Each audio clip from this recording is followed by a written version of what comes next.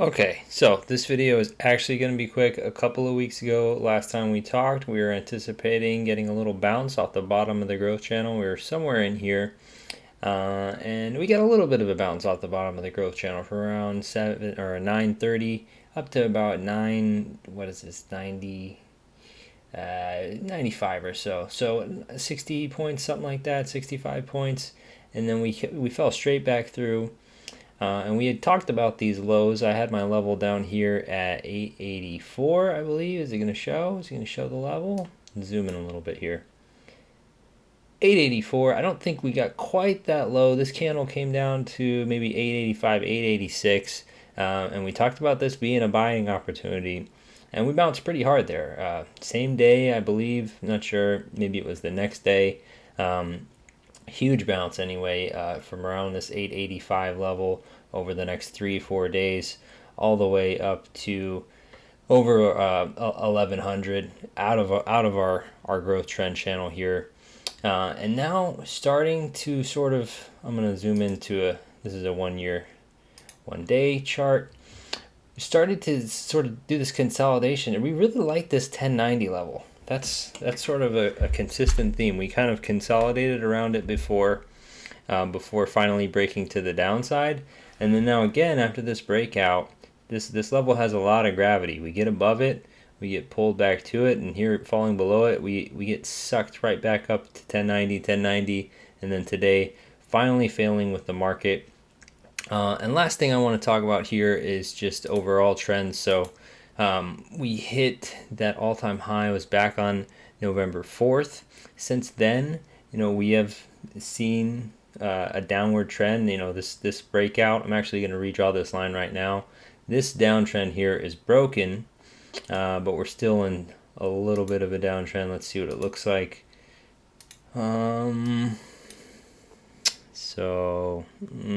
Hate to do after hours, but you know what? It's an all-time high. We're going to take it. Go. How does that look? Let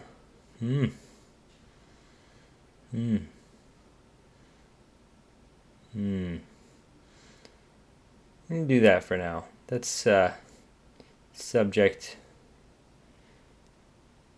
to editing at a later date. Let's see, we're going to say this one is over a month old, so I'm going to give it the squiggly dotted line.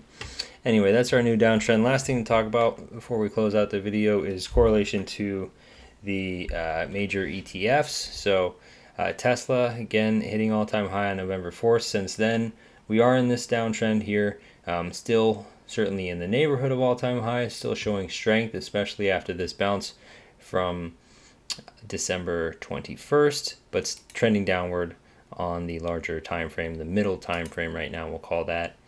SPY, on the other hand, if we find, where's November 4th?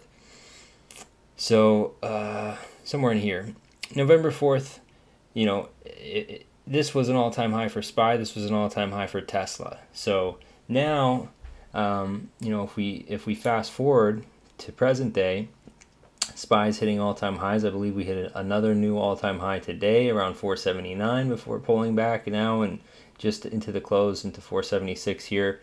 But Tesla, not so much. So SPY still showing a lot of strength, all-time high level strength. Tesla now trending down since November 4th, down going on almost 2 months, right? January 4th, that'll be 2 months. We're only about 5 days away from that. So from here, where we were with the market, we were hitting new all-time highs. Now we're trending down. QQQ, not quite as strong as SPY, and I still have all these lines. Guys, please forgive me. Ignore all the lines. You know what? Screw it. How do we do it? No. Save the new drawing set. Don't look at this. This doesn't count against making a short video. Go back to default. Now we're going to clear the drawing set. Yes. Okay. So ignore all that. November 4th for NASDAQ would have been, wow, this nice little move right here.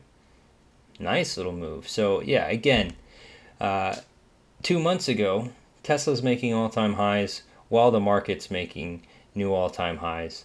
Now, fast forward, Tesla's been trending down for the past month. You know, we've got a nice little bounce, but has been trending down.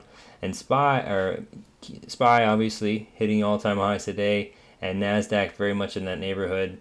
It looks like the all-time high for NASDAQ now goes from November 22nd, but you know, we're only a few points away. So we're not exactly following the market strength as closely as we had been recently when we hit those all-time highs, and we're still certainly trending down.